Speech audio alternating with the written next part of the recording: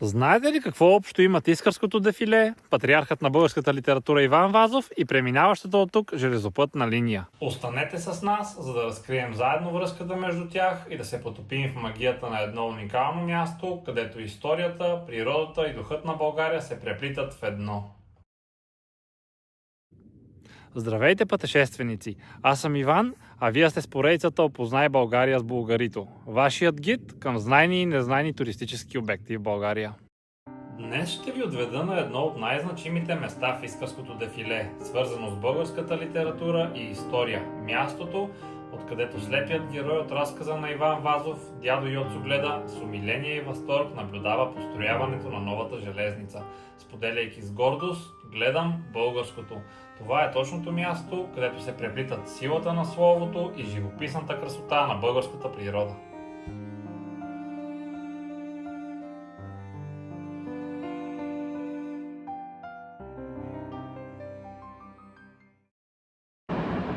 Пътят към днешната дестинация започва от главният път София-Мездра, който се вие през живописното Искърско дефиле. Малко след село Оплетния в посока Мездра ще намерите отбивка наляво към село Очиндол. Оттам започва вашето пътешествие към паметника. Пътят става значително по-тесен, но и по-живописен, преминавайки през завой и откривайки красиви гледки към дефилето. След около километър ще забележите уютна малка механа и паркинг. Сигурен знак, че сте достигнали крайната си цел. От тук нататък ви очаква кратка разходка, която ще ви отведе до самият паметник. Паметникът на дядо Йоцо е издигнат през 2005 година. Висок е 5 метра и е изработен от бял врачански камък от скулпторите Моника Игаренска и Георги Тишков. Той изобразява стареца, който символично гледа към железницата, вдъхновен от вярата в бъдещето на България.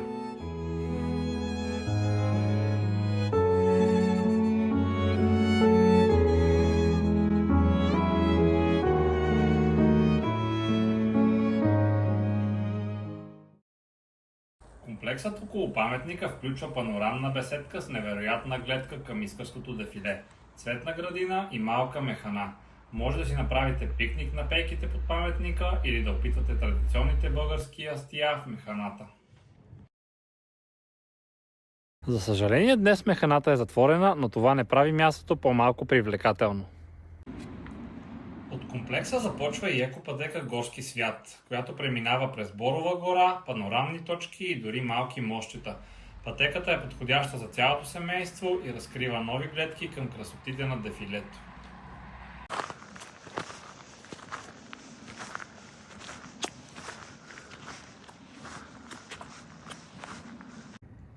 На крачка разстояние от паметникът се намира и хълмът с дървените фигури. Те са дело на местният самоук дърворезбар Недялко Атанасов и любимо място на децата.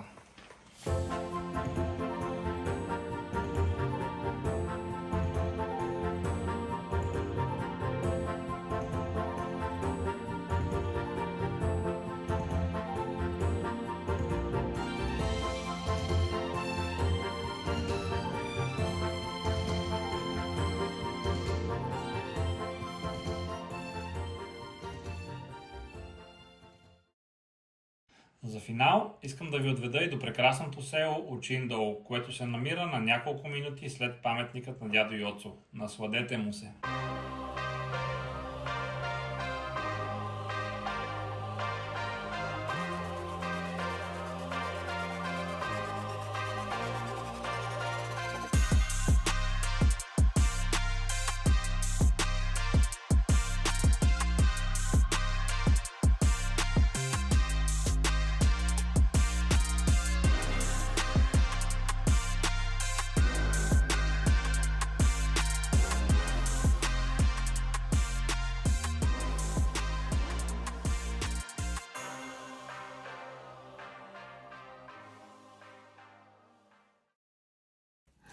Това беше краят на днешният епизод. Надявам се той да ви е бил доста полезен и да сте научили нови неща. Благодаря за вашето внимание и до нови срещи!